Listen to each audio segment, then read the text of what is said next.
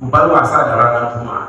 Menene muhimmancin aikin da bashi domin Allah fais ka so masallaci ci sa mu yi kokari masallatai yadda muke sallah ka san lokacin da ake fara fitowa she ka make sure kana nan before imam. Amma ka bar liman ya riga ka wurin nan ka ji maka ka babban asara na first point kenan. Da manzon sallallahu alaihi ya ce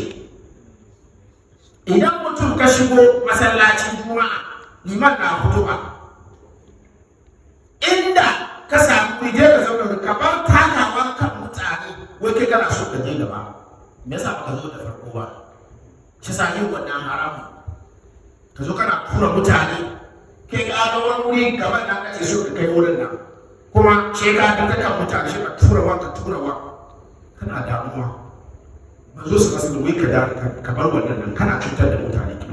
kana cutar da masallata domin an shagarta ana sauraron kutuwa ke ka zo da baya kana tura mutane. Kuskure na biyu kenan. Kuskure na uku shine wanda magana da yayin da ka shigo masallaci ana kutuwa manzo sallallahu alaihi wasallam man massal hasa faqad laqa wa man laqa fala salata lahu wanda kaga ne she ba ki sala sai ke mamasal hasa saboda a da masallacin annabi sallallahu alaihi wasallam ba ya karanta da wani suna zaune ne cikin kasa haka to kamar irin liman na hutuba kana zaune she ka daga dusi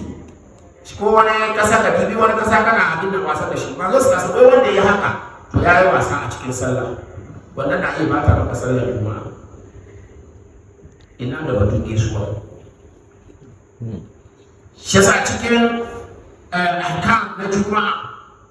idan ka shigo masallacin juma'a idan liman bai zo ba to kana yin nafilar ka ne na tahiyyatul masjid in ka kare kana so ka ci gaba da mafin ka yi nafil ko da wani da zaran liman ya shigo zauna ka ba sallah shi ka saurari mutum ko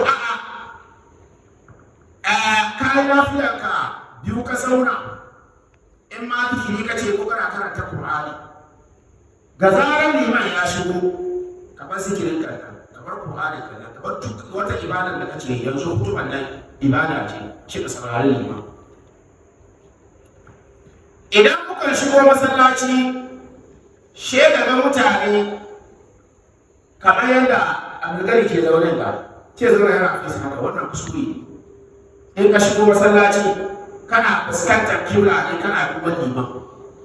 amma ka zauna jefe kana kallon nan da nan a ana ka zauna ka fuskanci liman ka fuskanci gabas domin wai